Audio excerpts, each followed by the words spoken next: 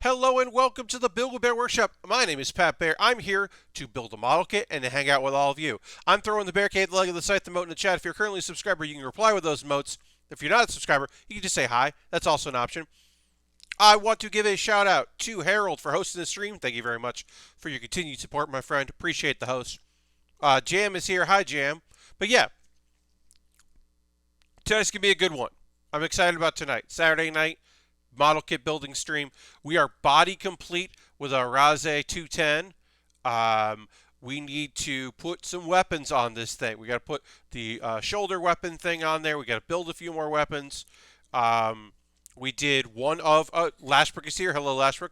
We did one of the arms, the weird extra arm thing with its giant cannon that has its own modified GN drive on the back, because this is Gundam Build Divers Re-Rise, so people make some nonsense custom things that are very fun.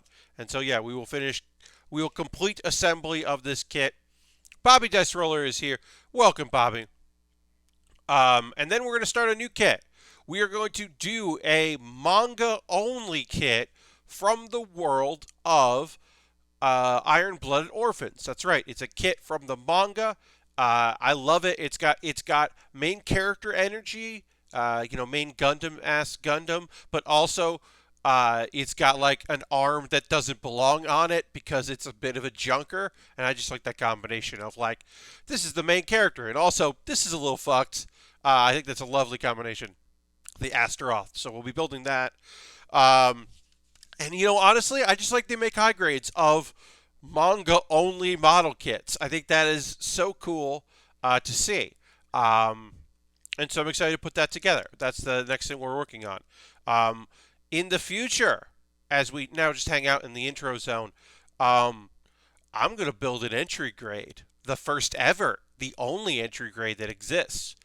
It is the RX-782. That's the Gundam-ass Gundam.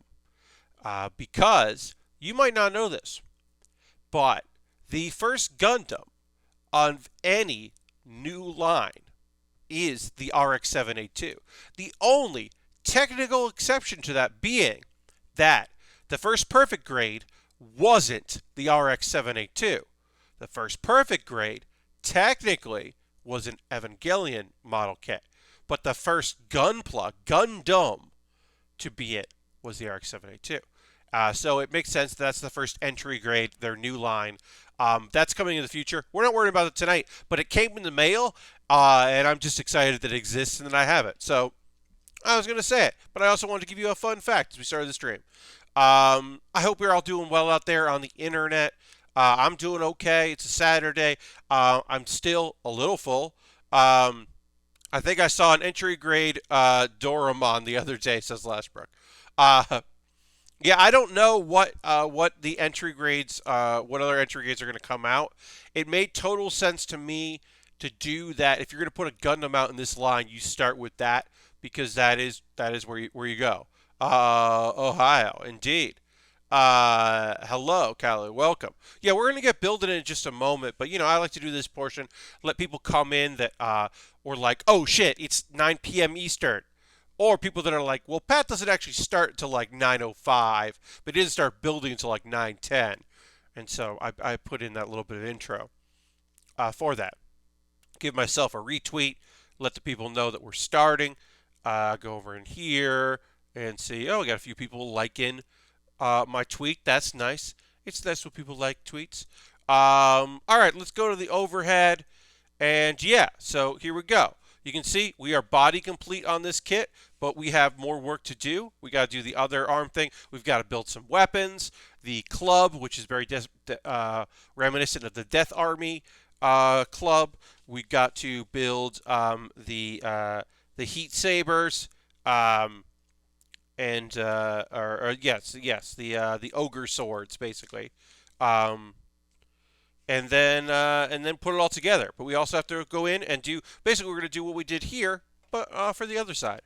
We already got a little bit of the claw done, and so we'll put our kit over here so you can still see it. Put this aside, and we'll get to building and get to assembly. We need H2, which we have over here. H217. There we go. Nice big piece. Get going. I did do this 3 days ago, but also sometimes I don't remember how things go together. That's always the fun thing because you're like, oh, I built this. And then you're like, wait, how did that work? I don't remember. So we'll figure it out as we go. There are some pieces here that we will not be using because they are part of the, if we were going to build the GP-2, the Rase-Two, this is the Rase-Two-Ten, this is the modified version. So there's some stuff that we won't be assembling here. We're going to stick with the claws we got on here. There's different claws we could use. We're not going to worry about those other claws. But yeah, they do include some things. If you wanted to modify this kit to look like the Rase-Two, you could do that. I don't think all of them match up, but a lot of them do. And that is a neat feature. We like that feature here on the streams. All right, so this goes in like this. And then it has to lock in place. Put that, and then how does it lock? Like that. So that it looks like that. Yes, excellent. How's everybody doing? Happy Thanksgiving, post-Thanksgiving times. I hope you're all doing well here in the chat. I hope people had either a good Thanksgiving or just a good Thursday. I hope that day was fun. It did feel weird in the evening not to stream that night. It always feels odd on a Thursday to not be streaming. It's so infrequent that happens. But yeah, it did feel a little weird. But I had a good time. I went to our neighbors who are in our pod, our bubble, or whatever you want to call it, and we spent time with them, and that was nice. Had some good food. It's also weird because I've spent the last several Thanksgivings with friends, so I didn't carve a turkey, and that's weird to me. We did have turkey, but I didn't carve it, and that was an odd thing to deal with. Also odd was that. So this will give you a little window into Pat Baer, just so y'all have a little window into who I am and what I'm into, or what I'm about, which I'm sure many of you know, but we'll say it anyway. My parents' friends forgot to put out cranberry sauce, and my mom and I both noticed, and neither of us said anything because neither of us were going. Because what if they don't eat cranberry sauce on Thanksgiving, and then we're gonna be like, hey, where's the cranberry sauce? Then we're not cool hosts, or not hosts, guests. We're rude guests if we were like, hey, what about this thing? So we were just like, oh, I guess they don't do cranberry sauce. That's a bummer. They do cranberry sauce. They just didn't during the they just forgot to put it out. So we were like, oh, well, oops. Which was just like, yeah, that is our personality. My dad didn't notice, but my mom and I were both like, huh, weird. Okay, well, everybody's different. Okay. We're trying to be gracious guests, so don't want to say anything. Turkey is gone. Almost all leftovers are gone as of today. We didn't even have a second dinner. We had a bunch of sides we brought home and had those. And those sides were all fantastic. We had a bunch of them out today. But the turkey just went to, immediately just went into sandwiches for all three of us. Oh, Asmo just subscribed. That's for 31 months. 31 months seems like a long time. It is. Thoroughly applause in there. Asmo, thank you so much for renewing your subscription. I appreciate it so much. Yeah, everybody can throw the Barricade, the Lego, Scythe if you're a tier 2 friend, into chat. Thank Asmo. Asmo, thanks so much, and thanks for being here, my friend. And Lastbrick had said, I've never been a fan of cranberry sauce, either canned or homemade. And that's totally your thing. I do like a canned. I have liked some homemade, but some I haven't. But I always enjoy just a couple slices of cranberry. Yeah, I always think that's good. But we brought some home and we had that with other things. But yeah, turkey sandwiches. I mean, I had one that night. I immediately just had one and was thrilled. Because that's how I like having a turkey sandwich late into Thanksgiving evening.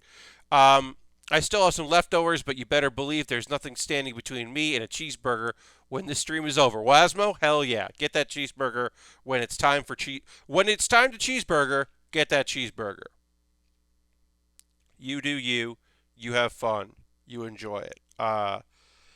Yeah, for me it was just nice to have some leftovers. Do the whole thing. I usually end up with like something coming home from my friendsgiving, but I never had like a ton of leftovers when the festivities were over. Uh, but I always had, I always try to have a few things. All right, so how do we put this in here? But then we gotta turn it, right? Yeah, we gotta turn it. No, we just put it in and snap it in. Oh, I put this on upside down. Oh no! This goes in like this, and then it can turn. Got it, because I put it in upside down. Now I know. I can continue to build this. Like I said, I did this on Wednesday, still forgetting things. But that's okay. Yeah, and then yesterday I had a bonus stream during the day. Thanks for everybody that tuned in. I almost never stream in the afternoon. But I just kind of felt like, well, I didn't do a bonus stream this week. I kind of want to do a bonus stream, and I was going to be playing Hearthstone in the afternoon anyway, so I just streamed me playing some Hearthstone.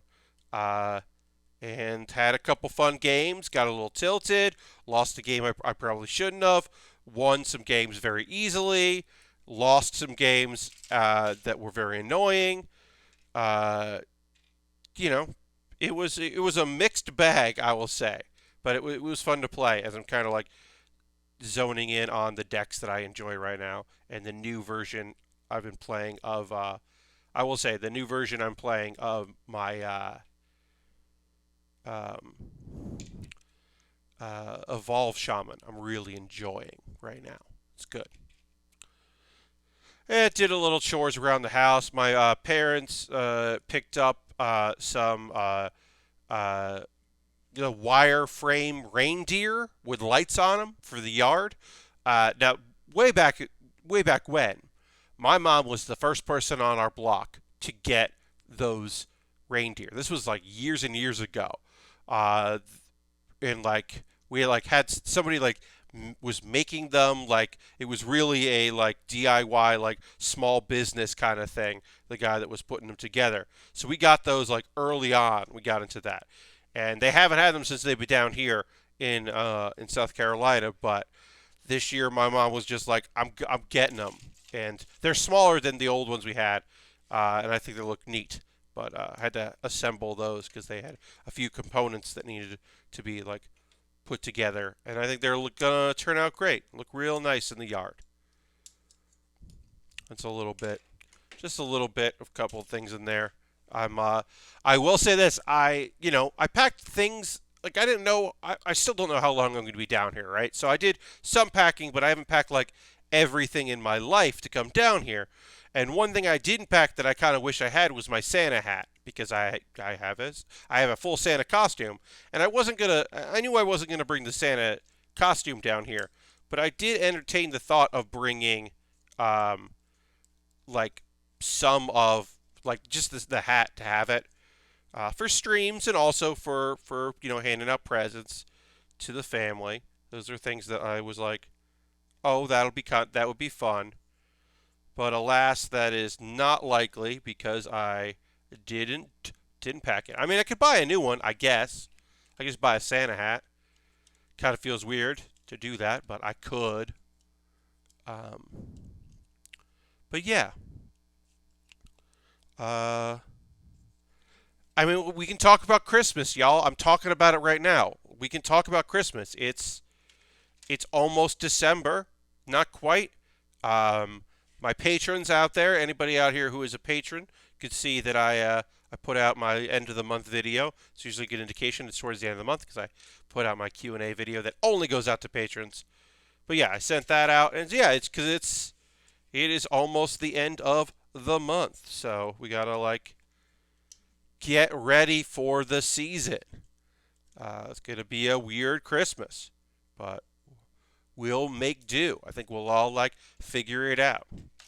Um, Also, I'm a little frazzled. I did work a bit of a project today. I was working for some people on a thing, which was good. It was good to do. Good to like work on, use my brain for things that I don't normally fire on these days.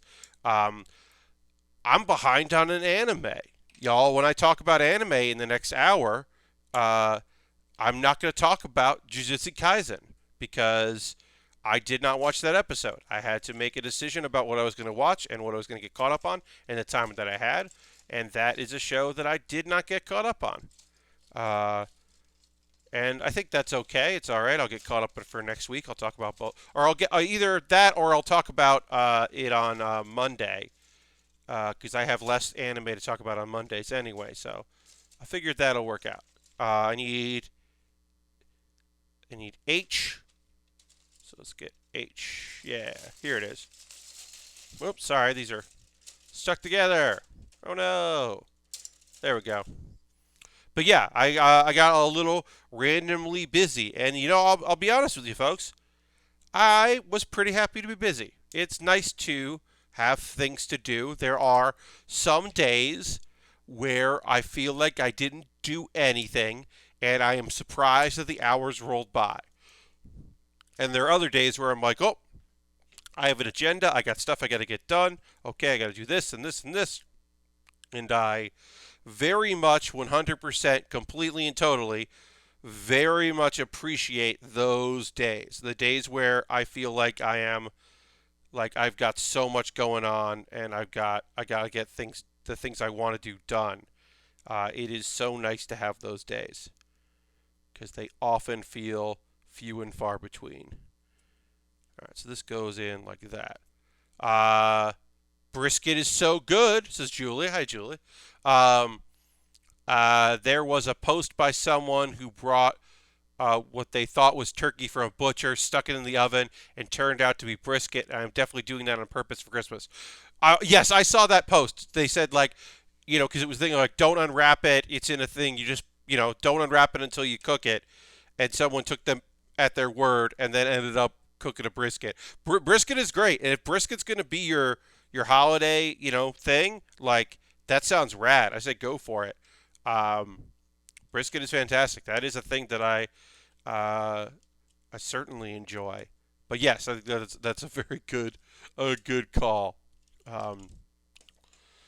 Folks are marinating a London broil right now, and I am tempted to ask if I could possibly throw that sucker on the grill tomorrow. It's cold. It's definitely cool out, but it's not like too cold for me to get to grill, and I definitely want to grill a little bit more. And the idea of grilling in November/December is very appealing to me, because that is definitely later than I've ever grilled.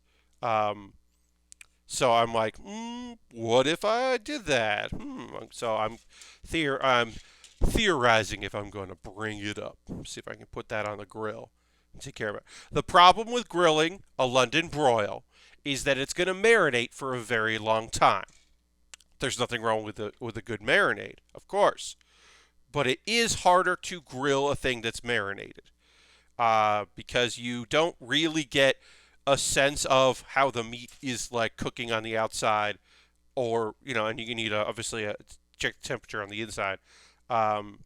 So I am not as confident in that as I am in grilling other foods, but I still have the interest to do it, certainly. All right, so this is going to go like this. Yeah, it goes like that. And then this goes like this. All right. Yeah, then it goes out, bends. Did I do that right? And we'll look. Yes, I did this right. Okay, I'm just making sure. Obviously, I can take these apart if I have to, but yeah, I want to get a little more grilling in before the end of the year, and it's still pretty decent temperature. Like, yeah, if I put a hoodie on, like, I don't got a problem getting out there. Also, I only packed one hoodie. That's the Christmas hat is like, oh yeah, it would have been nice to have the Santa hat. The lack of a second hoodie is a real bad call on my part, and I I don't know what I was doing, what I was thinking. Like, I got a couple pairs of jeans. I got my heavy coat, my winter coat, but only one hoodie.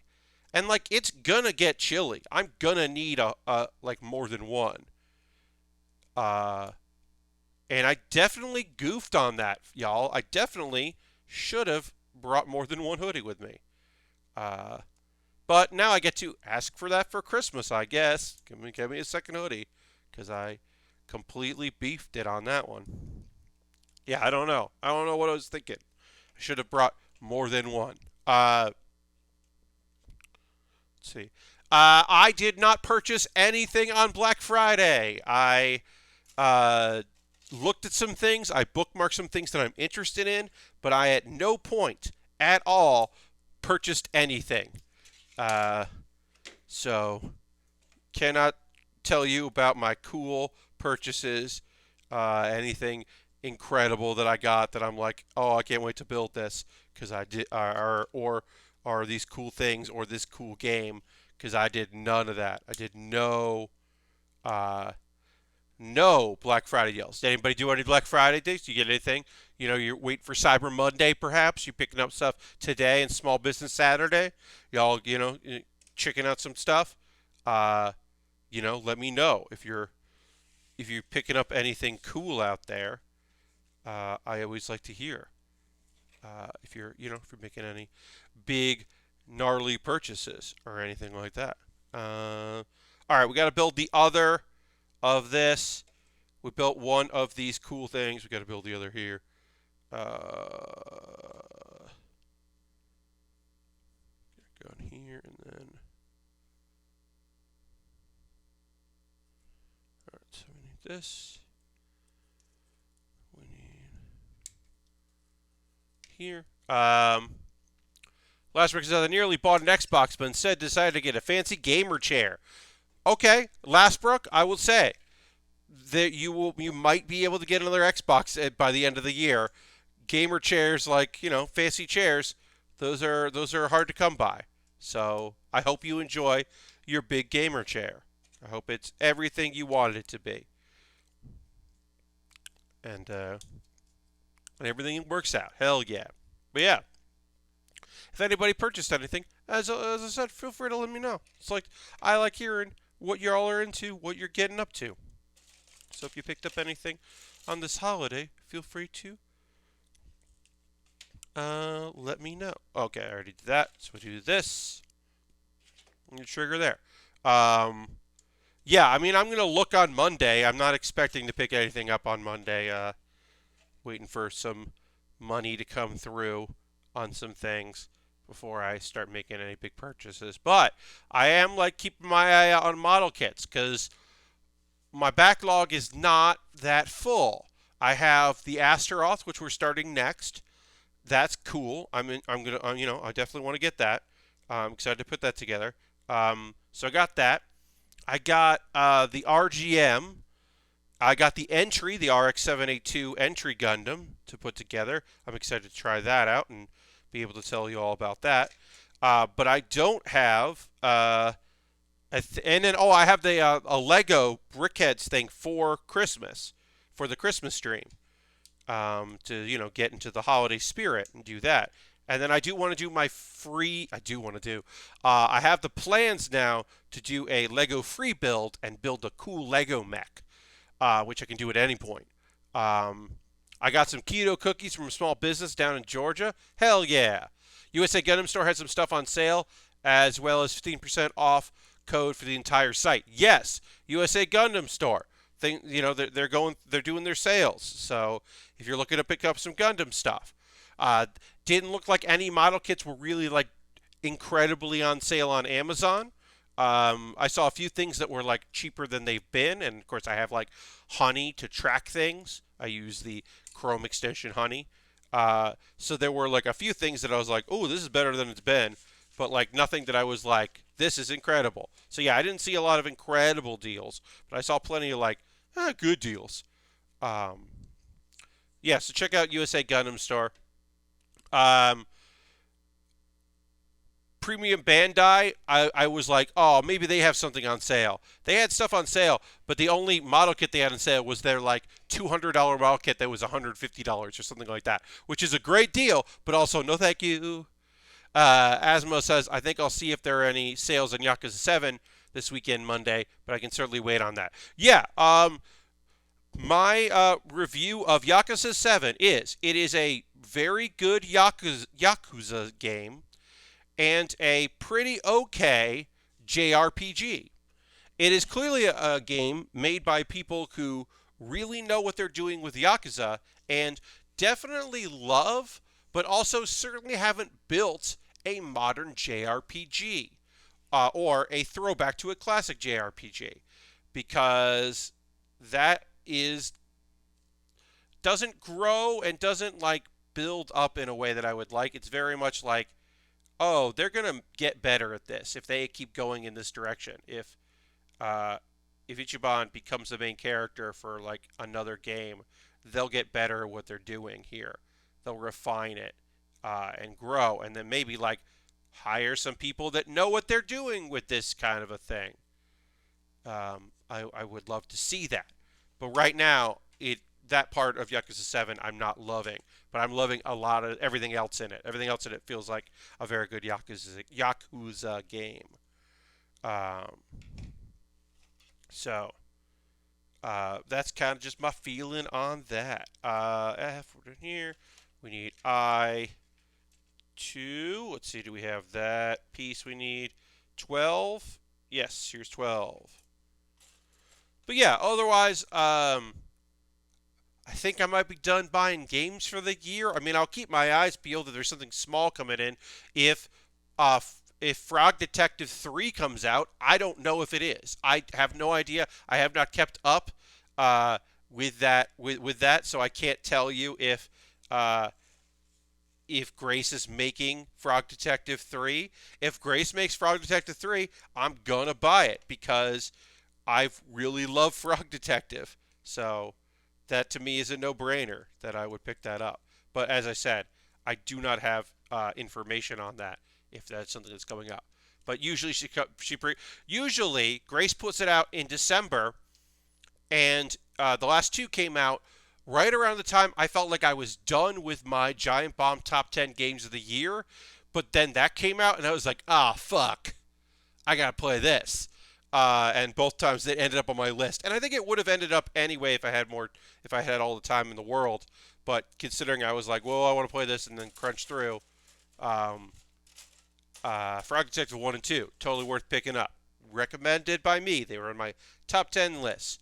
I guess I can say I have not been asked to do a Giant Bomb top 10 this year, but also they are not doing their top 10 in December. They have basically said out loud, due to the year we're living in, and also particularly the state of the sale of companies and moving around, they're just going to wait till next year. Also, I don't know if I liked 10 games that I played this year. So my list would definitely have to have like Hearthstone and like, I don't think I played it, but I don't think it's like my favorite game. But I still play One Piece Bon, the mobile game. I still play that every day. I don't think it's good, but I keep playing it. So I'm like, I guess I would put that on there, but I'm like, am I going to put like, yeah, am I going to put Hearthstone, like and name one of the expansions that came out this year?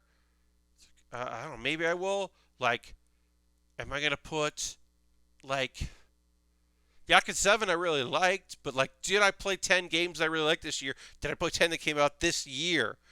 Or since the last list? Like, I don't know if I have. Shit, I don't know if I can do that. So I have to really think about that. I might have to do a weird list that doesn't just have that one of those like not games lists. I'm excited for Saga Remaster re-releases on Switch. Oh yeah, yeah, I heard that was coming, or is out or coming. Or, yeah, and then Final Fantasy Legend 2 on the Game Boy was the first JRPG I played. Hell yeah, yeah. I know plenty of folks. I'm not super on. I was never super into Saga, um, but I know plenty of folks who were, and that was like you know had a real soft spot for that. So hell yeah. I hope this remaster kicks ass and everyone's happy about it. Because that would be nice for folks. I want people to have things they like. Okay, so I got to put this look at this backpack. Look at this big chunky thing. It's a big friend, and I got to put a big backpack on it. I love how this looks like a very skilled kit basher put this together. This looked like someone's custom Gundam, but not something I would put together. Somebody like took an ogre and went wild with it. Took an ogre and a GP and just went completely ridiculous with it. I love this thing. I love this look. Um, I'm going to take a bunch of photos of this. We still have to build the other weapons, but I kind of just want to take a photo of this. I'm going to take a bunch of like glamour shots, and then we'll see what ends up on this, on socials. But I'll take a photo like this. Take a little shot here. We'll get it lit well.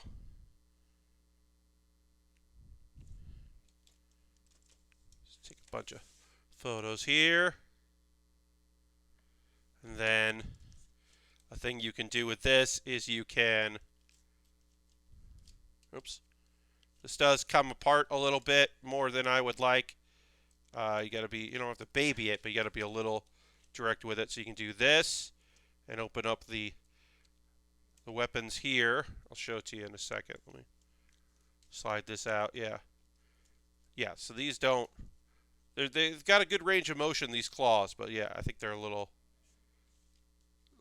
weird. Put that there like this. So you can have them like this. Have the claws open. These arms are rad. And then you can do this. You could put beams in there. Like they were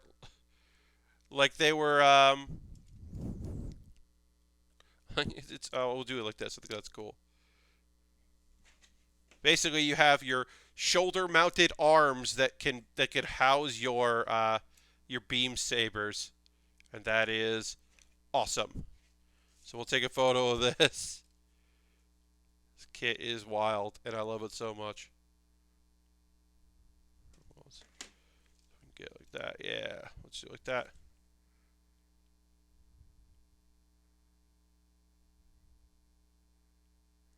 All right, and then we got more weapons to build. I'm excited for. Oh no, sorry. Slowbird's throwing an emote in there. I was like, oh, so what's that? Wait, are they arms that aren't? Oh yeah, they are. Here's his arms here. He's got regular just arms with guns on them. But yeah, and you can see that in the photo. I pointed at the screen. I pointed at my monitor. Um, Asmo, I now got what you said. Are there arms that aren't shoulder mounted? Yes. I should have said backpack mounted, not shoulder arms. I meant like shoulder, like coming up from like the shoulder armor, because like they live above the shoulders. I get what you're saying. Yes. Yeah. Yeah. So it's got regular arms, and then it's got nonsense crane arms, like not crane, like yeah, just extra arms uh, that have weapons on them and have like, and then they're also going to be able to hold, because this is the modification of a modification of a kit. So it also comes with the ogre weapons. So we got to build the ogre weapons, which are cool blades. Check out these cool blades. So we got to build this now, and then we got to build the club, which folks that know the Death Army from G Gundam will recognize the clubs. We'll build out there the club. But yeah, it comes with some cool weapons. Like I said, this is like, what if somebody was very good at kit bashing, was like, I'm going to make a cool, unique kit. I'm going to take the the GP and like the ogre and a bunch of other nonsense ideas I've had and mash them all up together because I can, and that's what you get with this kit. So it caught my eye. Like I said, I've said this before. This is not a series that I have like a lot of, uh, like I don't spend a lot of hours watching Build Divers, but I do think that it is a cool show, and I appreciate that it exists. You can put the blades on the back. You can take things off. You can put them on back here. You can put them on the sides when you move this stuff around. But we're not even going to worry about that. We're just going to build the blades. Also, these blades do interlock together. If you want your like cool action. But we're not even going to worry about that. We're going to put our blades in our hands here because that looks the coolest. Because I know that that is the coolest way to do it. So put that on like this. No. How you go here?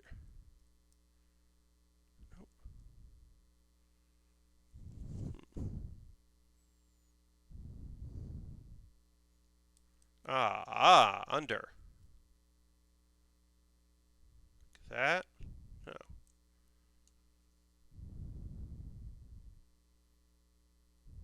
There it goes. Okay. Took me a second to figure out how these fit in, even though I've built these before. That that does happen. Sometimes I'm just like I'm staring at a thing and I'm like, I wish the instructions of this were a little bit better. But I got it. Put there. And we'll do the same thing on this one. Goes here. Got it. And like that. But yeah, if anybody's like high on a video game right now, feel free to let me know. As I said, you can do this and lock them together, which is cool. And maybe we'll do that for the last photo. But this goes basically like this. Yeah. So you pull this down, and then this goes in, and it locks in place on the blade, and I have to figure out how to do that. Yes, okay. So they rest like that. That's how you do that, which is very dang cool. And you can do it like that. So we'll do that, and then we'll also build the last piece here, and then assemble that, which is the club. But yeah, you can have the arms holding swords. We'll probably take a photo from the front of that. And let me build the club, and that'll be the last thing we do. And these guns can go in the hands as well if you want to do that. These big bazookas run by a GN drive, which is, as I've said, complete and utter nonsense. This kit is just so strange and so fun. So G, I need to find G. Here we go, G. Yeah, this is definitely straight out of the Death Army.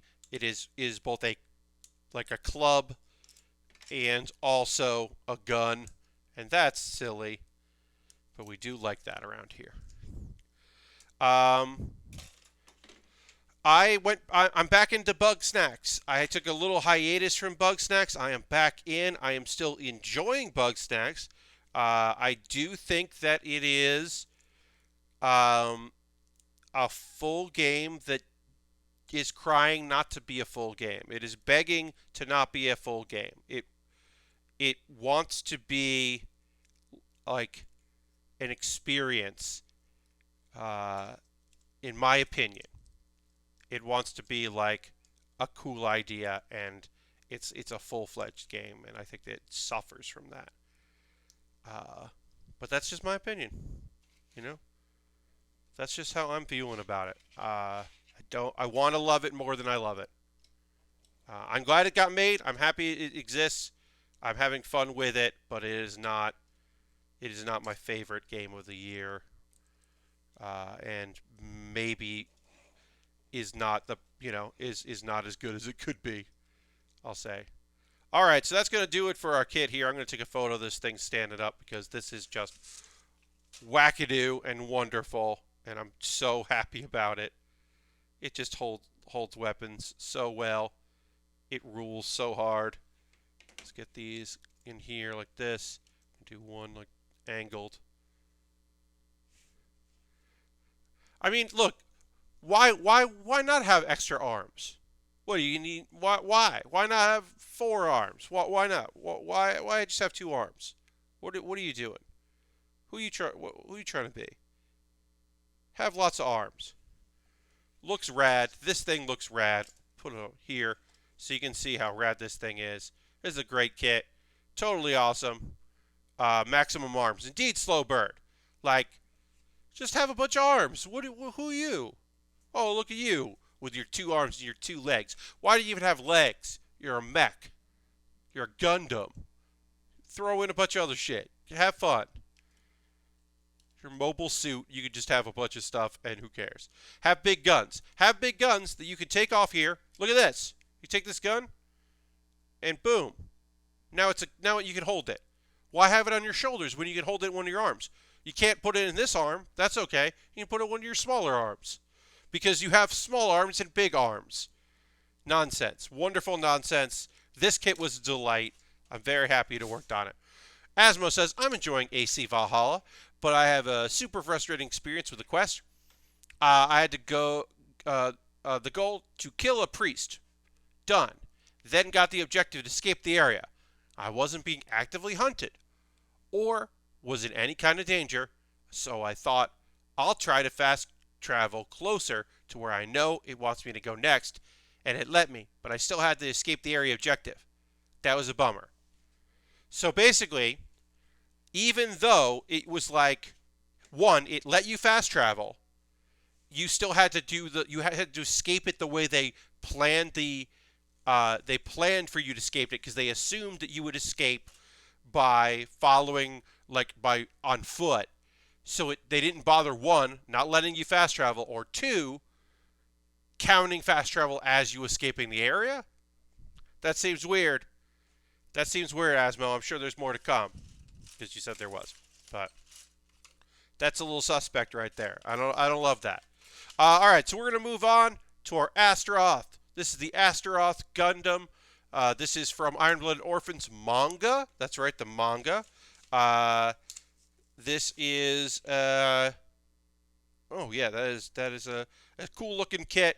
As you can see in this, you can see in the photo, and one arm's got a gun, and the other arm, that's a different arm. That arm doesn't necessarily belong in this kit, but it does. It's in it because the idea of this mobile suit is this is like 300 years after the big events, the big calamity war, and there are only so many Gundams left, and the frame exists, but all the exterior armor got sold, and so somebody rebuilt it, and they just like used what they had, which includes which is why it's like got red, but the red is like behind it, and it's got like it's white and blue, but also like this other arm. Basically, it's got like a regular mobile suit arm sticking out of it, but the frame is exactly as you imagine, or as you know, any frame to be. So it's got that kind of like, the interior has that demonic thing, that hunched over. We're going to look at that, the very hunched over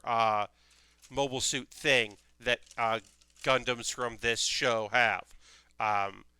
And yeah, it's also got but it doesn't have like a devilish armor on the outside as much, I think, because it's made like the outside armor is whatever they could find, and I think that's very cool. That's a fun idea. So we go from one like kit bash to another kit bash, basically. Asmo says, so I reloaded a save back near the church, had the escape objective, ran out of the area, got way far away, and the escape objective wouldn't trigger. I had to reload an even earlier save and play that mission from the start, plus the one I had done before, because I didn't have a manual or autosave between the two. That feels like something that someone else is not going to experience, because eventually that's like it doesn't, you have to reload, but it doesn't like ruin the game for anyone. It's not like it's like a bug that like maybe they found, but they're like, it's a known shippable. Like, that's what it feels like. Like, I obviously don't know for sure, but that does feel like, oh, we got a new follower here. Bovine Hunger, thank you for the follow. Appreciate that. Welcome to Build With Baer Workshop. Just started a new Gundam. Just finished up a mobile suit. Now starting a new one here. But yeah, that feels like one of those things that like is gonna like get fixed in an update, and someone else will have will never have the problem you're having right now. But I guess the advice I would give to people is you're playing AC Valhalla. Um, if you have the option of fast traveling to complete an objective or running on foot, I guess run on foot, which is not great, but yeah. So we're starting with this kit. I do love you'll see it in the body as the body completes here. I don't get tired of this. I've built the master grades in this line, the high grades in this line, the full mechanics, which are the non-thing here that's somewhere in between a like a high grade and a master grade, which I love. I love the full mechanics line. They're also, in my opinion, the full mechanics line are the easiest 1/100s to build because RE100s can be tricky in some parts, and master grades are obviously like have a little difficulty. But they don't make high grades in the 1/100 scale anymore. So I would say the full mechanics are probably the easiest because in some ways they're high grades, in some ways they're master grades.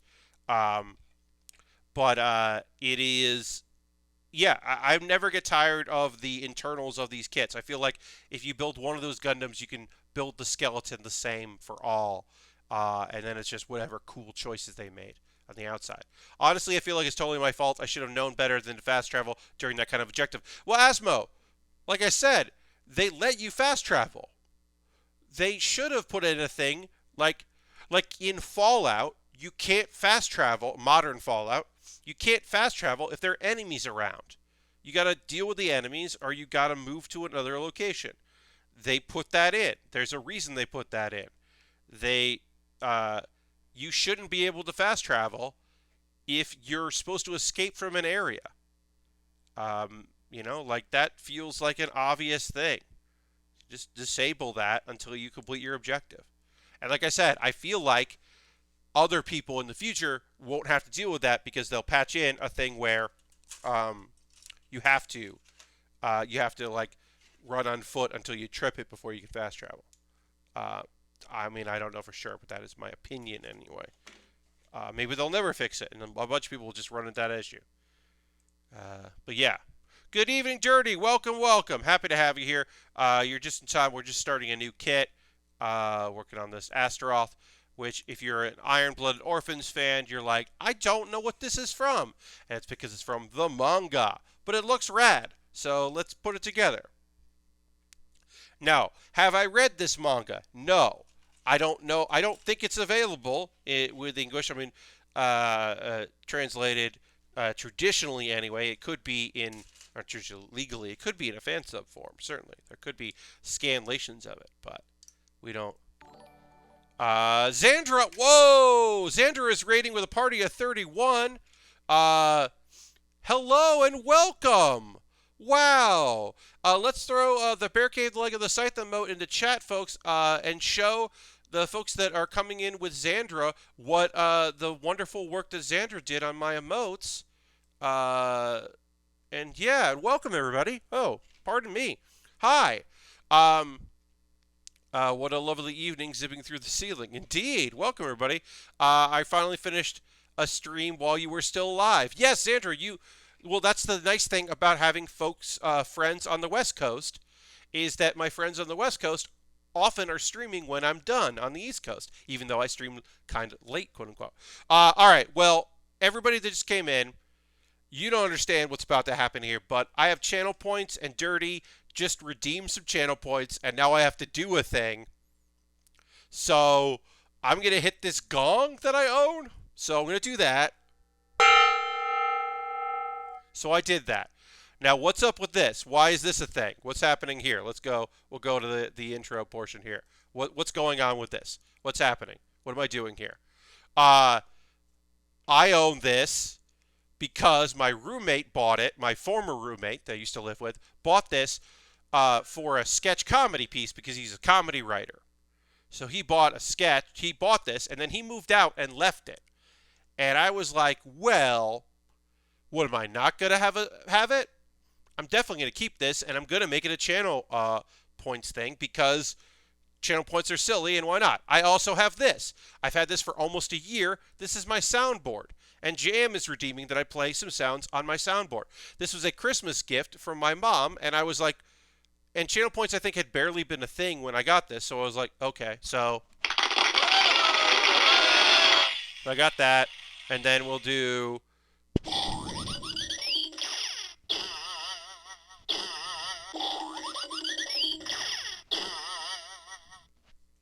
So that's a thing. That's a nonsense thing. Thank you for the follow, Defiant Optimist, and welcome, Raiders. A brief explanation of me. My name is Pat Baer. You could theoretically know me from internet nonsense. I am a friend of the Giant Bomb and the larger Giant Bomb family of friends. I do panels at PAX back when PAX was a thing you could physically go to. I did have a panel at the online, but and I do streaming. And I am a occasional game streamer, but mostly I build model kits. In fact, I'm just going to reach over here. I built this model kit and just finished it right before y'all raided. I built this nonsense thing here. I built this big friend with its big arms and big extra arms, its big arms out of its shoulder. I put that together. But yeah, I build model kits and Lego sets.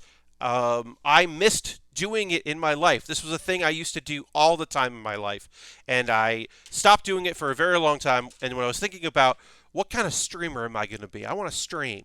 What am I going to do? Am I going to poorly play video games? Am I going to successfully play video games? And the answer was probably not. I'm not good at that, and I'm not good at that in front of an audience. I'm going to build model kits because I miss building model kits, and that's like I had the equipment. I had 2 webcams. Of course, the first time when I first started doing it, I was using the webcam on my laptop because I owned one other webcam. And then eventually I was like, I need to upgrade my stuff. But yeah, I'm building model kits. I do Lego sets. And we talk about anime here a lot. We talk about video games. We talk about wrestling on occasion. I haven't been watching as much wrestling as I used to. I try to be active with keeping an eye on what's going on in the chat and keeping up with what folks are into. I am an affiliate here, so I do I do make a little bit of money doing this. All the money I make goes back into buying model kits because, if you buy a game on Steam, you play that for a while. You have fun with it. You play that game for quite a bit. You move on to another game. But you might love that game. Like, what if you bought PUBG and you play PUBG constantly and you play it all the time and you become a PUBG streamer? Well, then PUBG basically pays for itself because you're just going to keep playing it over and over again. Or, like me, every once in a while, I play Hearthstone. Hearthstone's free to play. It's become less and less free to play as it goes on, but that's a little besides the point. But it's supposed to be free to play. So if you wanted to, you could just do that. You could just keep playing it. It's not a big deal. With model kit streamers, folks that build stuff, Lego, Gunpla, people that build models of cars that do use liquid cement and do those like glue kits. Once you're done with that kit, you are done, and you got to buy another one. So it's I will say this. I love it so much. I'm so happy to do it. I'm so happy to have built my own little fun little community, and you're welcome to join it. You're welcome to become a member and join the Bear Cave if you'd like. But it is a very expensive undertaking, I will say, this kind of streaming thing. So I'm grateful I did it, but it is not the most cost-effective battle strategy. I'll say that. As far as being a streamer, it is not. Yeah, it is. It's really fun, but I love it because I missed building model kits, and I like finding out about Gundam shows or like kits that came out years ago. This year I built a kit from the year 2001, so it was a 19-year-old model kit. And it was really fun to build a kit that was that old and like remember what the kits were like at that era. That was really interesting. It's kind of fun to look at that. Or coming up in December, I will be building a model kit that is an entry grade, which is a brand new category. This is a high grade. This is considered the easiest model kit to build. But they've basically made an easier version. The RX-782, the original Gundam, there is a entry grade kit for that. It does not require any stickers, and it is in like 3 languages. It is meant to be like your first Gundam. I think, do I have a photo of that? I do. Here. So all of this is plastic. All of this looks like the kit as it's finished. No paint required, no glue required, no stickers required. Everything is just layered plastic together. And it is the new, like, your first Gundam. And I'm very excited to put that together and see how far they've come. I think that is just going to be really cool. And I think entry grade is such like it's a smart name. Because if you're not into this hobby, you can understand what a perfect grade. Perfect grade sounds like it's going to be a fucking lot. Master grade sounds like, ooh, that's a detailed kit. High grade and real grade. Yes, Lashbrook, you don't need clippers. You can just work them out pretty easily, and they'll come off your spruce or your tray or your sheet or whatever you want to call it. It'll come off pretty easily. You don't need snippers to take the parts off, which is wild. That is a wild thing. But yeah, what's a high grade? What's a 144 scale high grade? What's a 144 scale real grade? Why is master grade in the 1/100 scale? What's an RE100? What's a non-grade? Like, it can be a hard thing to approach if you are interested in getting into model kits and you don't have someone you can ask. A nice thing that exists in this world is you can just tweet at me if you want. It's my Twitter name, Pat Baer, at Pat Baer. If you're if you have questions about Gundam stuff, Gunpla, if you want to get into, if you looked up one of your favorite anime and they have model kits and you were like, hey, they make Dragon Ball Z model kits? What are those like? You can ask me, and I'll be happy to help because I like talking about this stuff, and I like a side effect that happened of me getting into model kits again, and specifically model kit streaming, a thing that I did not anticipate and I love so much more than just about anything else, is that I started doing this, and then people were like, okay, I wanna get into Gundam. I want to build some Gunpla. Okay, I used to do this. I want to do this again. And this is a rare instance, but this happened very early on.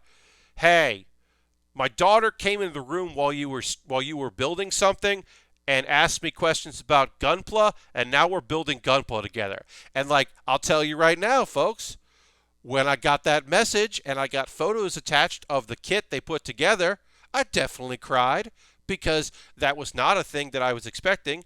I was expecting to build model kits and talk mess about things that are happening in my life and have fun with some streams and maybe promote my panels at conventions. I was not expecting to have somebody be like, I'm doing an activity with my kids specifically because of you. And it's just like, oh, well, I don't know how to process that fully. That's a lovely sentiment. It is, yeah. I very much enjoy what I'm doing here and love it to death. And I hope that some people will stick around. Hit that follow button, turn on your notifications when I go live. I build model kits on Mondays and Thursdays and Saturdays from 9 p.m. to 11 p.m. Eastern. And then on Wednesday nights, thank you so much, Zervez. I apologize. I'm fucking up. But thank you for the follow. Appreciate that. Sweet and awesome. Yeah, I mean, it's just oh, cool. Mostly I was just happy to build, and I was mostly invested in this as a way for me to get back into doing a thing that I miss doing, and then to find out that people are doing it because it's just oh, wow. is not a pronunciation I've heard before. Well done. Zervix. Okay. Yes. Zvix. Yeah, I don't know. I will say this. I'm terrible at pronouncing things. In general, very bad at it, so, but definitely messed that one up.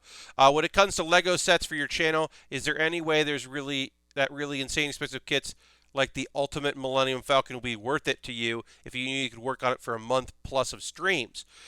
So, I did one very long Lego build once. It was very early on. I did the 2011 Millennium Falcon, the one where Han Solo is old. I got old Han in there. And that was the biggest kit I've ever done. Mainly, one, the cost is obviously prohibitive. I've done some perfect grades. I've done some expensive kits in my day, but Lego sets I've kind of kept up in price. Honestly, when it comes right down to it, that isn't necessarily the factor. Is like, oh, the cost of it. It's, do I have the space to have all those bags to work on a long project, to store that project in between builds? Yeah, I probably do.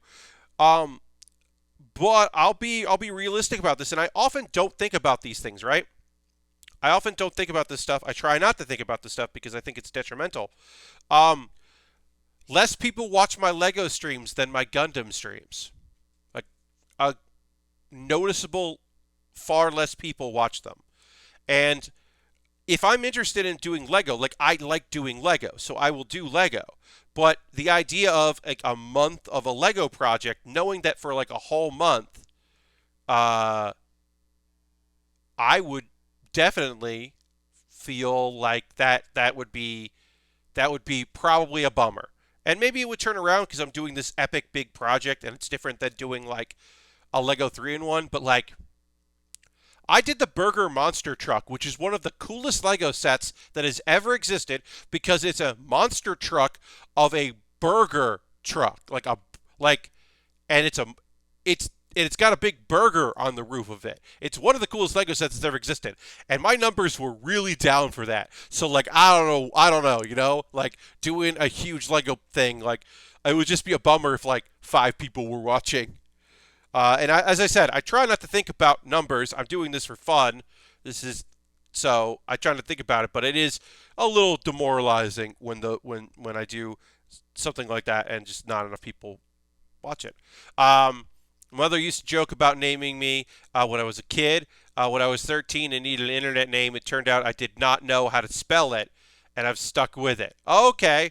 Oh, okay. So your name is you spelled your name wrong. And that's why. Okay. All right. Well, I feel a little less bad because it is a misspelling on your part too. But I do feel bad when I don't know how to say people's internet names. I'm trying to remember who had that. There was somebody I knew. I knew them in real life, so I was just saying their real name, and then they said, "Do you not know how to say my internet name?" And I was like, "I don't." And they were like, "Well, it's just a bunch of random stuff. I don't know how to say it anyway." And I was like, "Oh, okay." And then when they started streaming, they changed their name because nobody knew how to say their internet handle. This is a very tiny sticker. It's going to go here. Luckily, and you definitely can't see that in the overhead, but there is an indent in the plastic for this sticker where it needs to go.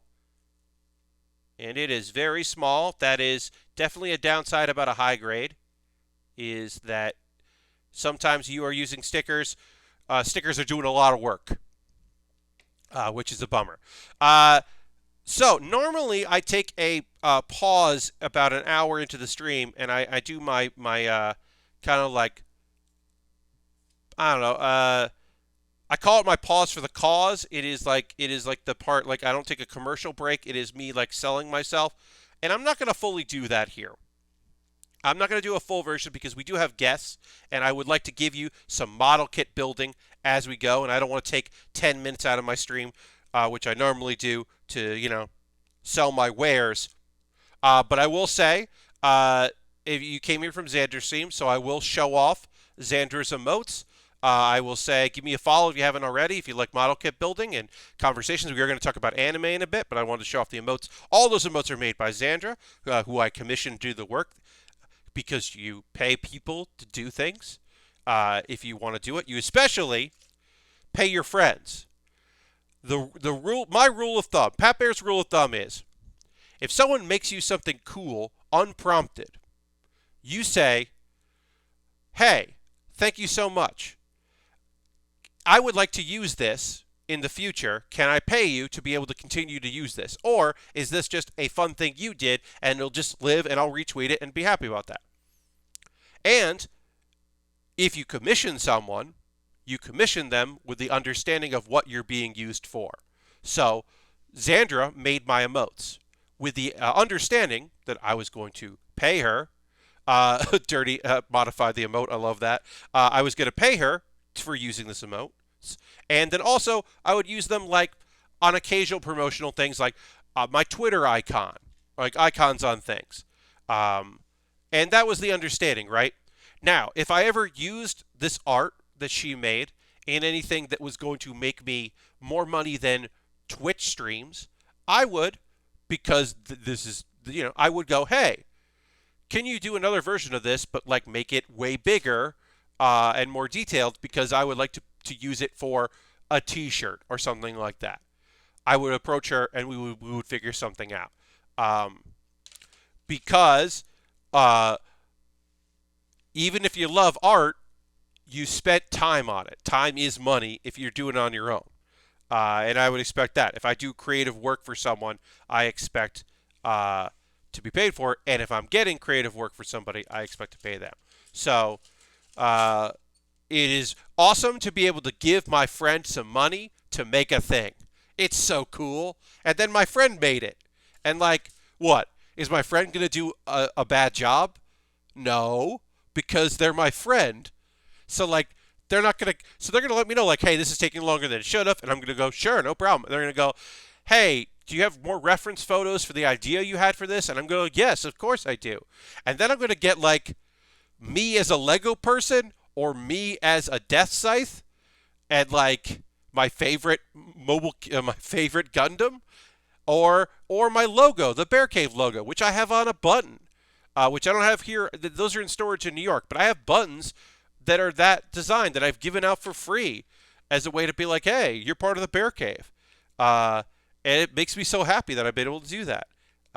And then knowing that, like, yeah, I give my friend a little bit of money, and then, of course, we always mention it when we raid. But yeah, it makes me happy. I got to put eyes on this kit, and I'm going to do my best with it. We're going to put eyes on this. We're going to take a look at where it goes. They're kind of giving us instructions, but not the best instructions about where to put these eyes. I'm using an X-Acto knife to kind of put them here. You could use tweezers. My tweezers are fine, but my X-Acto knife's a little better for this kind of work. And we're just going to press it down there and then press it down harder with our finger. And now we got a cool face. Cool eyes. Cool face. But yeah, I am an affiliate here. Gifting subs is a great way to support what I do. When I am below 40 subscribers, I talk about that. I literally have like a counter that I put up now to let me know like where I'm at, because the goal is to hit 40, because 40 is a great spot to be in. We are over 40 right now, which is rad. But it's a great spot to mean that I get a monthly payout, because consistent sources of income are fantastic. They let you sleep better. It sucks that is a thing, but yes, I am very blessed to be in a position where I have people that support what I do, and I'm very happy to have that. But yeah, I am in a very lucky position where I'm good right now as far as subscribers. Always looking for more, of course, if you want to support what I do. If you got that Amazon Prime hooked up to your Twitch and you got that Prime Gaming token, here's a real thing. You can use that for me. You can use that for Xandra. You should use that, though, because if you're going to pay Amazon to have Amazon Prime, and you get that token and you don't use that token, that's just free money on the table for a streamer that you like. Or a streamer you don't like. I don't know. I guess you could use your token on someone you don't like. I don't know why you would, but that is an option that you have. I mean, yeah, like I said, it's a weird option. All right, now's the part of the stream. We're in the second hour, folks. One other thing I did want to put in.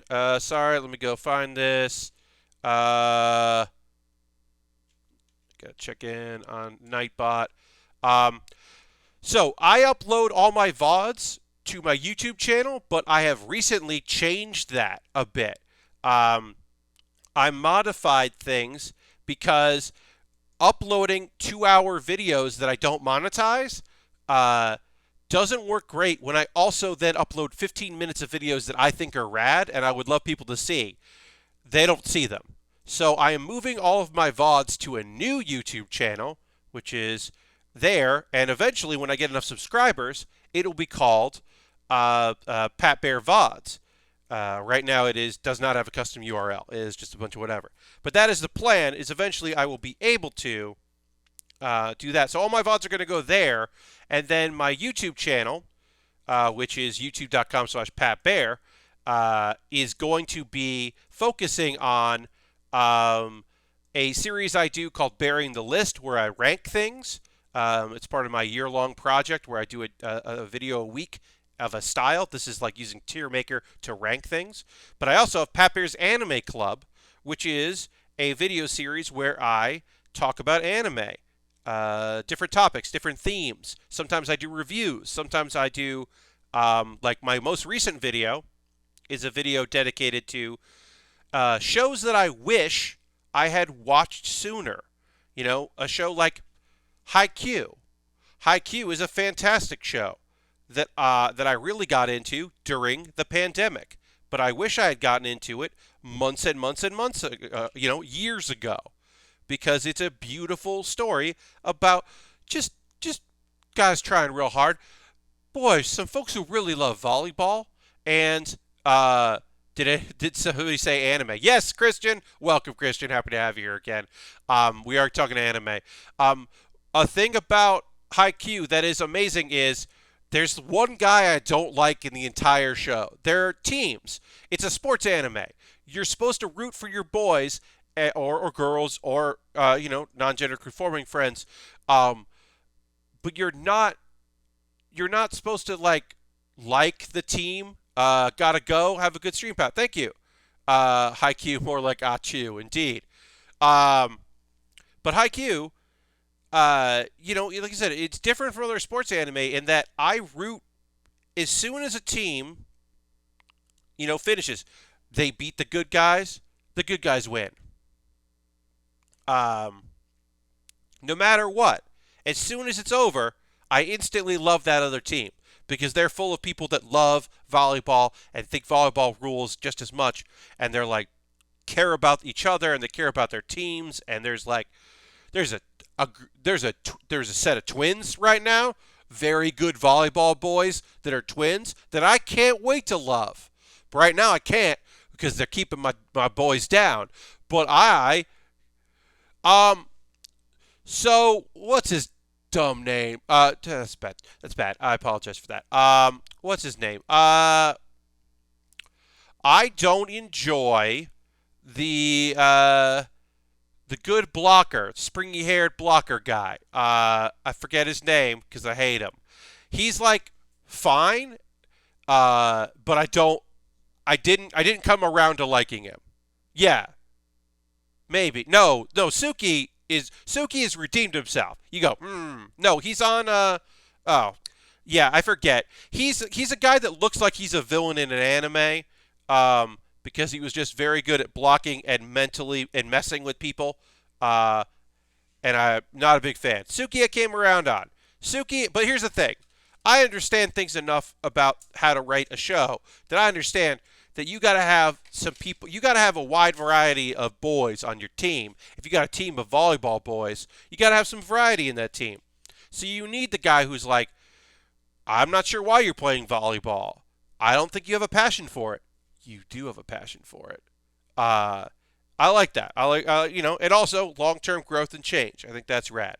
Anyway, that's a show that I wish I had started watching a long time ago, and now I am fully committed to continue watching it.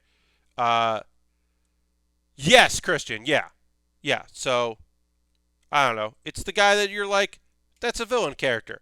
But in this show, he's not a villain character. Because, like, I'm going to talk to you about a show that has motherfucking villains, a sports anime full of villains. This show is ridiculous. I'm going to talk about a bunch of anime, but we're going to skip around. I'm not going to go in order. I'll mention here all of the anime that I like, that I watched since my last build stream, which was on Wednesday. These are the shows we're going to be talking about here. Yeah, I get it, Christian. I just still don't I don't love him. I still don't love him. So I'm going to talk about a bunch of shows, right? You look at this list and you go, Pat, we don't have a lot of time to talk about all this anime. Well, don't worry, because 3 of the shows I'm about to talk to you about are 1.5 to 3 minutes long. That's right. I got shorties to talk about. Did you know that there is an anime called Anime KAPIBARASAN? It is 1.5 minutes long, and it is all about a animal refuge where capybaras live. And there's one capybara called KAPIBARASAN who is a giant capybara. And it rules. And it's cute, and it is 100% totally, definitely for kids and not for adults. But I'm watching it because it's just 1.5 minutes of just a lovely little show. And it's just the cutest. Christian, no. I ended up getting busy today. I had a rather weirdly busy Saturday, and I did not get a chance to watch that episode. I will talk about that on Monday. Is it better? Jujutsu Kaisen, I will watch for Monday, but I did not get a chance to watch it, so I cannot talk about it today. But I will check it out. Is it better or worse than Skullface bookseller Honda-san? Well, Kalu, it's very different from Skullface bookseller Honda-san, which I do recommend, as that is a fantastic anime. All right, what am I doing wrong with this? Why is this being weird? It's going to go in there. Look ahead here. All right, sorry. Occasionally, a model kit assembly will just very much confuse me. Where I'm like, I don't know what you want me to do here. So, yeah, that's what you want me to do. Okay, that looked weird. All right. Yes, Honda-san is a fantastic show. Nothing is better than Honda-san. Honda-san is so great, and it just gets better. And then you find out that the show is meta, in that the main character is a mangaka, and then you find out that the mangaka of the show did start writing Honda-san while he was still working at a bookstore, and you're like, this is autobiographical. And I knew it was, but I didn't know how autobiographical it was. What's happening? Oh, lovely show. All right, so I think I did this right. I'm going to look again. No, these are wrong. Backwards. I put these on backwards. A part of this kit that is a little frustrating, I'll say this, friends, is that it is, the idea I think is cool, is that this is like a mismatch of parts, because someone was like building a Gundam in the manga that this is from, was building a Gundam, and so the outer frame is kind of a mismatch of things, which sounds cool until you're like, this part doesn't make any sense. Why is this happening like this? That isn't as cool.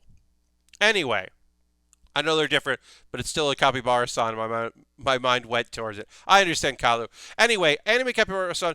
In this episode, there was a white capybara, which is rare. She exercises more than most capybara, but she also eats a lot. And that's all that happened. It was her exercising and then eating, and then exercising and then eating, because she is a white capybara. And that was cool. A previous episode, they went to a real zoo, a live footage of a real zoo, and that was awesome. It is a cute little show. I recommend it. The art style is very adorable. It is clearly for kids, but it's great. Okay, Rail Romanesque. What do I even say? Rail Romanesque is 3 minutes long. It is based on a light. No. It's visual novel. I was about to say light novel. It's based on a visual novel. And I think that this is the cleanest. This is a clean version of it to go in and figure out what's going on. If you were like, "What's up with this show?" You could watch this to find out a little bit. Or if you want to know about the visual novel. Basically, it's not that kind of anime where it's a vehicle like a tank or a boat or a plane, but for some reason it's a young girl. It's not that kind of show, but it also is that kind of show. Rail lords are artificially created young ladies who are like the brain of real trains, and they represent real train lines that exist in Japan, but this is a fictional universe where there are rail lords. And the premise of this series is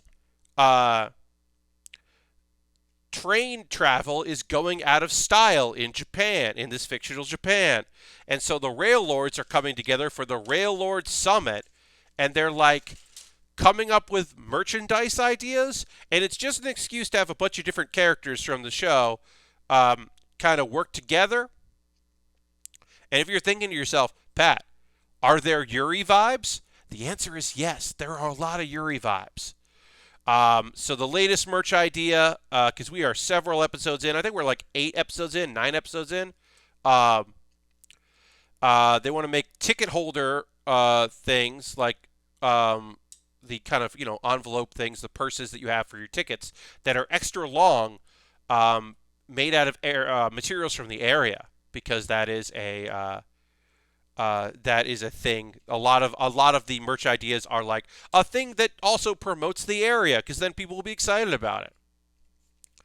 And then we had the second half of the episode was more sightseeing, because a lot of them, when they're not in their meetings, are going sightseeing, so we can see these characters interact. And then there is the Prince of the Railway, who is a lady that acts very dramatically, and there's a lot of Yuri vibes there. They go and check out a coal mine, and it's intense fun. And also, there's a new outro song. And folks, if you don't know this, that's fucking really weird. Usually, a show like this just has an outro song. They don't have an intro song. If it's a 3-minute show, it's a 5-minute show. If it's a 1.5-minute show or a 2-minute show, they don't have new outro songs. They usually just have one song for the whole thing. So they changed the outro song for this episode, and I was very surprised. That was not something I was expecting. So that was kind of cool. I still don't know what's going on with the show, but it's like kind of fun, and you do maybe learn about trains, and that's neat. I like learning about trains. Let's see. The other easy one to talk about is With a Dog and Cat, Every Day is Fun. Again, that is the title of this show, is With a Dog and a Cat, Every Day is Fun. It is a very cute little show about a lady who owns a cat and a dog, and the episodes are just the differences between the two of them. The dog loves getting pets. The cat pretends it doesn't care, but the ears tell a different story. That's the first half of the story of the episode. Second half of the episode, when the owner is upset, the dog comforts the human, and the cat also cares, but the cat can't show it. I should also say that the cat has a deep voice, like you would find if you were going to cast this voice actor to play the head of a yakuza. You wouldn't normally cast it to be the voice of a cat, but that is the voice actor for this cat. And the human can't understand what the cat's saying. It's not that kind of anime, but it is still very good. It is a cute show. I will warn you, if you are like, Pat, I have a Crunchyroll subscription, or I don't mind watching something a week late and watching an ad, I'll watch With a Dog and Cat Every Day is Fun. That sounds like a lovely show. I'm definitely interested in checking that out. There are 2 episodes in it that are so poignant and tear-inducing. They are really well done and lovely. But there are 2 episodes in this, like 8 or 9 episodes, I can't remember where we're at with it, that are legitimately lovely. They're very true and honest, but the show pulls off being just like real and getting into like thinking about your former pets that have passed away. So like just be prepared for a couple episodes. They're short, but you're just like, wow. All right. Dang anime. You did it to me again. You made me care a whole lot. So that's lovely. Okay, so we're done with the head here, and we are done with the chest. And now it's time to work on one of the arms. We're going to do the right arm. We're going to do all of the right arm, and then we'll do all of the left arm. Even if some of these are identical, we'll just do the whole thing first. And I'll tell you about, earlier I was talking about how sports anime, if you want a sports anime where there are characters that suck and are villains, let's check out Iwakakeru Sport Climbing Girls. Slowbird says all arms. Yes. Sport Climbing Girls, folks, if you're not watching, you might be fooled into thinking it's another anime where 4 girls really like a thing. You know those cozy slice of life animes like The Ultimate Laid Back Camp, or maybe After School Dice Club, or perhaps Diary of Our Days at the Breakwater, which came out this year and is about fishing. Those kind of cozy. There's a new one coming out next year that's about a knitting club, a high school knitting club. So you might think, oh, Sport Climbing Girls. This is very colorful and light, and it's about high school climbing. It's not a slice of life. It is a sports anime. It is a sports-ass anime. The main character, Konami, she was a gamer in middle school. She was a puzzle master and gamer, and she did really well. But she gave that life up because she wanted to, she quit so she could study and get into the high school she wanted to go to, and she has given up gaming. But her mind still works at defeating puzzles. And on a whim, she joins the sport climbing club, the indoor 4-sport rock climbing wall club, bouldering. And she immediately meets a girl that only cares about climbing and is unhappy with her and is trying to force her out of the club, and other people who are motivated. And it turns out that Konami, she needs experience, but she is naturally very fucking good at climbing. She's got the mind for climbing. She doesn't have the body strength for it, which she finds out and is miffed about. But she has the mind for it. She can analyze stuff so well. So much so that in this episode, we find out that her nickname, I'm looking for A7. A7? There's A7. She is given the nickname Murderer Observation. Because she murders the competition with her observation skills, and she also gets in a zone and looks intense. It's a terrible nickname. One of the other nicknames people have is like Black Panther, because she's like prowls, and like what? And the Spider, because she moves in such a weird way, and she's also an awful person. Yeah.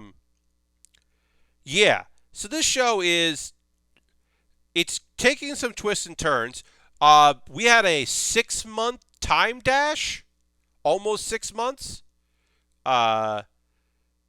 which I was not expecting, a time dash in this sports anime. I think the pacing is very odd. I don't know if it's the manga is different and they're like trying to cram in a bunch of stuff and the manga took its time, or if the manga also is just very fast-paced. But yeah, there's a time dash here. We are getting into the big all-high school competition coming up. The problem is, at the last competition, the last major, one of the team members, June, had like a breakdown. She like totally choked and kind of lost her will to climb. And in this episode, she might have gotten it back. Having an episode focus on both the characters and gimmick speech patterns was a lot. Yes! Last Brook. Because also, there's a character named Akane. She is the rookie killer. She was supposed to be really good at climbing, but her rival June was naturally better. And so, because she's never gotten to her own, Akane's never gotten to her own potential, because she is a jerk, she has gone out of her way to get in the heads of newbies and make sure they don't do well. And Konami kind of like breaks that by doing incredibly well. Also, Akane speaks in cat puns and says meow a lot. And it's a lot. This episode is a lot. We also have, we know as an audience, we know that the best climber in Japan, who is also a high school student, but she's a professional, we know that Anne sucks. We know that she's as cool and she's cutesy and she's really popular. But we know that she's an asshole. And now also we found out because she tried to be shitty and talk mess and get in the head of because she doesn't think that Konami's methods are cute or whatever. But I assume that she's just scared of her. But anyway, they talk a lot of mess, and it's a bummer. But there are some real villains in this show. There are some competitors that you're like, I have respect for these people. I think these people are cool, and I like that they never give up, and I like that they believe in teamwork, and I like that one of them projects herself to be this total awesome badass, and she doesn't realize that she's awkward, and that her whole team knows that she's awkward. She thinks she's being very cool, and she is definitely not cool. I like that.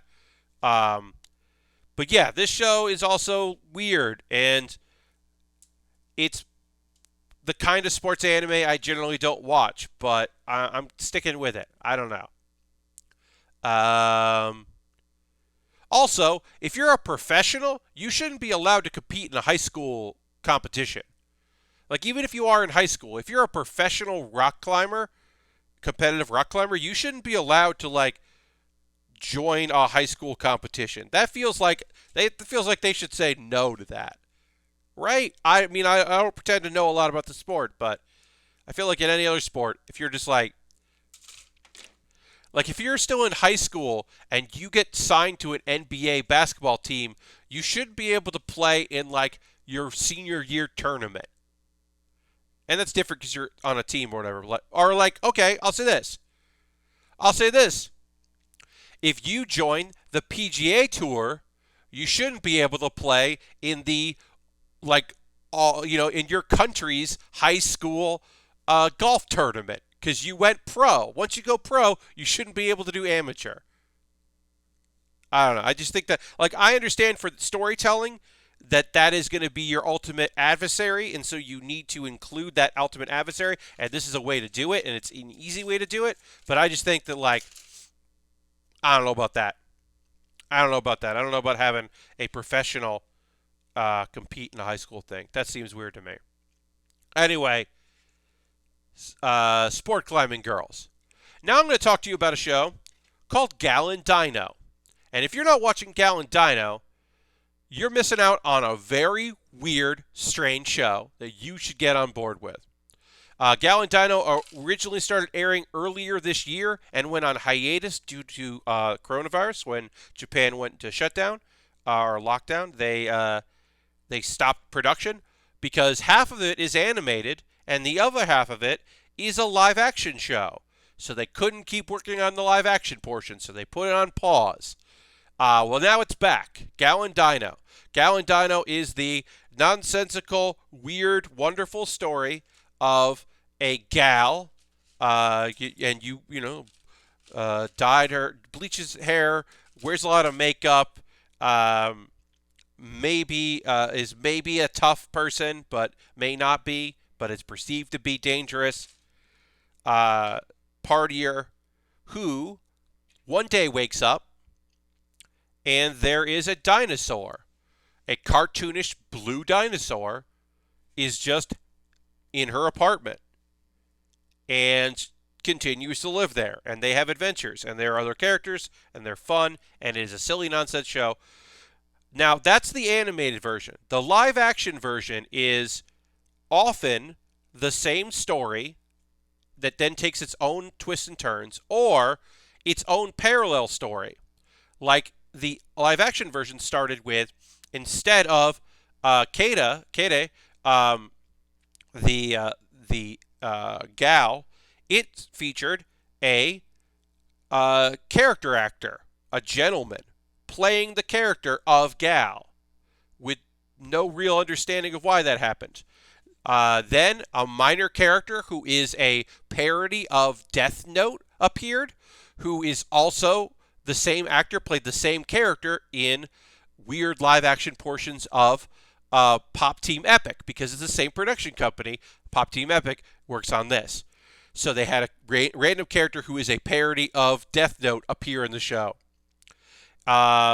Various comedians have appeared out of nowhere.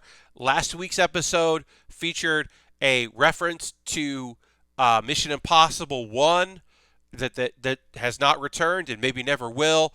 The live action portion is just utter nonsense, and I like that it often is a variation of what happened in the animated, and then it just goes even weirder.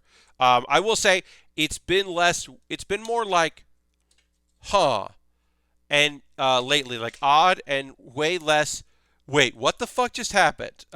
It is kind of slowed down in its complete and utter bonkersness. Oh, thanks, Pat. I didn't realize it's back. Yeah, Dirty, it came back.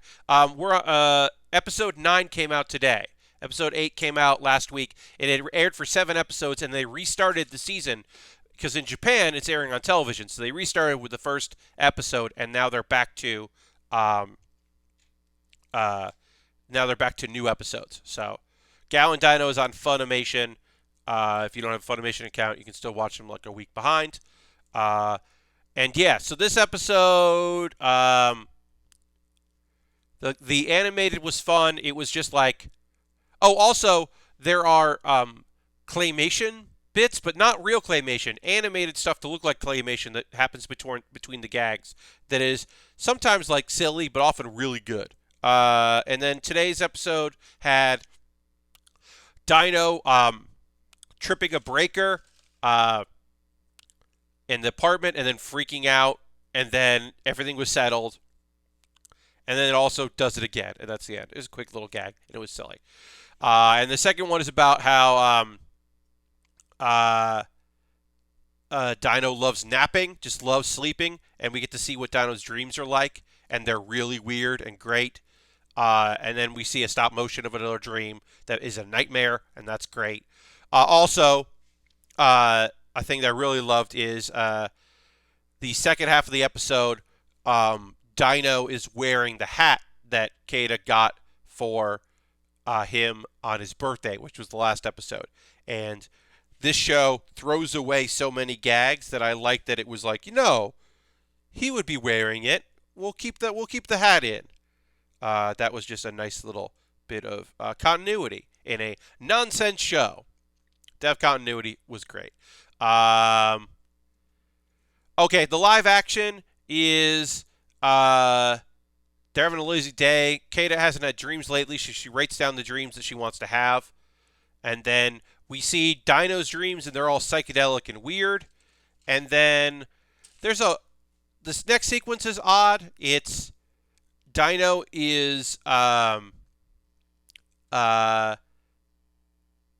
causing Kata to have out-of-body experiences, but of things that she wishes would happen. Like, I wish she had more shoes. I wish I had, like, things I dreamed about. And I forget what the other one is. Oh, I wish I had a different job. But everything that she's envisioning is weird because he's in charge of her out-of-body experiences. And yeah, that was odd. But it was cute. And then Dino was like, what do you wish for, Dino? And Dino was like, this stuff. The life we live right now. Which was nice. Except the life they live is incredibly weird because it's the live action version and it's very strange. Yeah. It is a show that I don't do justice. It is just a strange trip. Gallon Dino. The animated stuff is fun and funny. The cast of characters, her on again, off again boyfriend, her best friend, the girl she works for with at the convenience store, the landlady with all her cats. It's all fun.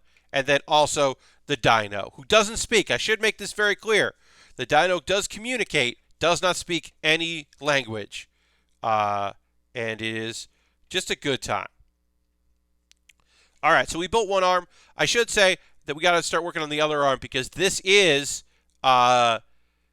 it's like asymmetrical in that this was the idea of this kit that exists in the manga is that they had the frame and they're building the body around it, so they put on an arm from a different mobile suit because they needed to have that arm. So they needed to have another arm, and they didn't have an arm that matched, which I like. I like the idea of that, just being like making it work. Every once in a while, my brain misunderstands it as Gallon Dino, which would be a totally different show, I imagine. Yes, a 1-gallon Dino would be very different. This is Gal and Dino, which I believe that the literal translation for, or the chosen translation for the manga that came out here, the English language manga, was My Roomie is a Dino. But they went with Gallon Dino for the anime, and I think Gallon Dino is a fine choice. But yeah, I believe that in the manga it has been translated as My Roomie is a Dino, which is also accurate. It's true. It is about how this girl has a roommate who's a dinosaur. I think maybe they thought that people wouldn't know what a gal is, but even if you don't know what canonically like what the term like gal means, you still, I think, inherently can understand that, like, oh, it's a girl and a dino. Like, even if you don't know what a gal, what that means, I think you can pick it up. All right, so put this on here. But yeah, that's what I'm watching. I will watch Jujutsu Kaisen for my next stream, which is Monday. A reminder, my next stream, Monday at 9 p.m. Eastern. I'll continue to work on this kit. If you want to come check that out. I'm going to be building for a while longer. We will wrap up the stream at some point pretty soon, and I will go and raid somebody, so you're more than welcome to come along on the raid. I often raid West Coast streamers. That is the goal, is to raid people that I think will be up for a while. I raid variety streamers. People that are, doing some cool stuff. They're often small-ish streamers, because that is the thing that I, whenever I can, I like to support. Jujutsu Kaisen is good. Yeah, Christian, I was like, I am intrigued by this investigation, although I thought we were going to get more, the investigation that's coming, although I thought we were going to get more, like, training for stuff, but I was like, okay, we'll also take a investigation with a kid that can see ghosts and spirits and whatever, and murdered teens. I was like, okay, I guess we'll see what this is going to be. Got to get the plot going a little bit, I guess. Can't just have a training arc. Yeah. But I'm watching a bunch of stuff this season. I now caught up on Is It Wrong to Try to Pick Up Girls in a Dungeon? And I reiterate my previous statements that Is It Wrong to Try to Pick Up Girls in a Dungeon is trying to be a better anime than it has any right to be, and it is continuing to do a bad job with it. That show is like there are parts of it I think that are fine, but it definitely like just feels like, oh no, you guys, you can't figure out personhood. Oh no, this isn't gonna work out. Having your main character be hated is an interesting step in a show that is like, an action RPG kind of game or kind of anime. So it is kind of interesting, but I don't know. I don't know about it. I also eventually will go back and get caught up on. I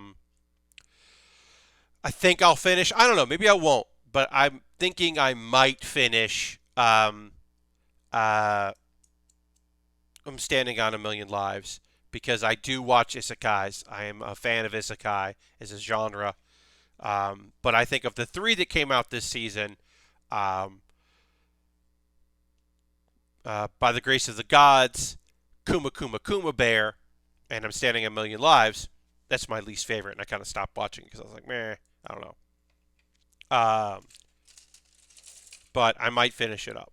Uh, I'll say if you're looking for Kuma Kuma Kuma Bear, has episodes with a lot of action, um, but it also is very confusing because the first episode happens after the major event, which is the isekai, the different world element.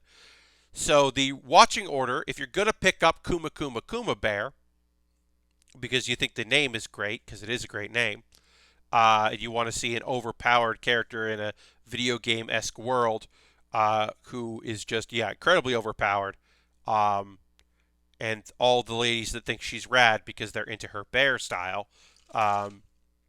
You want to start with episode 2. Just skip the first episode. You watch episode 1. Or you watch episode 2, episode 3, then episode 1, then episode 4. Why they did that, I do not know. It was a terrible choice. They made a bad choice. Because it starts with her comfortable with the world, and I was like, oh, that I kind of get this. They're going to show you what it's like, and then you can see the juxtaposition. But she got really comfortable with that world almost immediately. There's no reason to do it. The only thing I think of is they thought the first episode was too slow, but I don't know. That's not what sells it. Its fast-paced nature is not what sells the show. So I don't know why they made it. But they made a very poor decision, in my opinion. And then, by the grace of the gods, is sometimes there's action, but it's also pretty slow. If you like computer-generated animation of slimes, it's pretty good for that. Also, I do very much enjoy that the show is premise is salaryman dies, gets to go to a fantasy world and start over as a young boy, has all his magic abilities. First thing he trains as a tamer is slimes, and he specializes in slimes, which people don't put a lot of stock into, but he's done some really cool things with it. He becomes an adventurer, and now he's also a business owner. At 11, he now owns his own business. And it's a weird thing. There's some good interpersonal relationship stuff. There's some fun character choices. It's a little all over the place. That spider anime that's about to come out looks cool. Yeah, Christian, I will say I was surprised watching the second trailer. So I had heard about it. I heard about the first trailer. Or I saw the first trailer. Heard about it. Haven't read the visual novels. Not visual novels. The light novels or manga about it. Thought it was a fun premise. Person gets reincarnated, they are a slime, and they're like, well, this isn't going to stop me, I'm going to figure things out.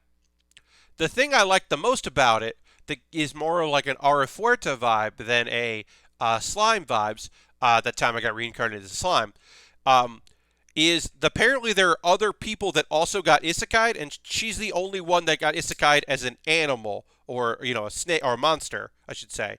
As a spider. Everyone else got done up as a human.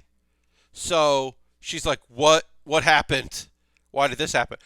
That's a really unique thing. Usually when people get isekai'd and it's a group isekai, they're together. It's our class or our friend group or we're strangers but we're all from the same land.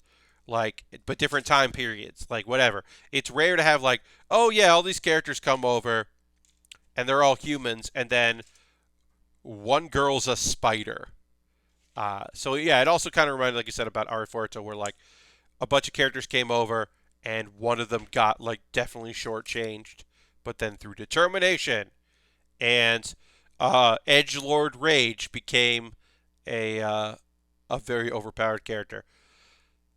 Aura-Fuerte is, I would say, not my favorite isekai. It starts off fucking awesome. This underpowered dude gets thrown in an area where he has to figure out how to survive and use his skills and he like basically like I said, rage and like anguish about where he's been in fuels him to survive, and it's pretty great. And then he escapes the dungeon he's stuck in with his vampire that he saved, who then suddenly her only characteristic is being in love with him, which is a bummer. And then uh, there's other characters almost immediately that really make it suck, and it becomes a harem show, and it's definitely goes down in my appreciation of it. Uh, yeah, that show was awesome, and then by the end of it, I was like, okay. Also, the monsters are computer generated and look terrible in the world. The big monsters, some of the monsters are fine, but most of them look terrible in Art Forza, and that's a shame. By the grace of the gods, does some computer generated, but also does some monsters that are just in the same digital style, and that's great.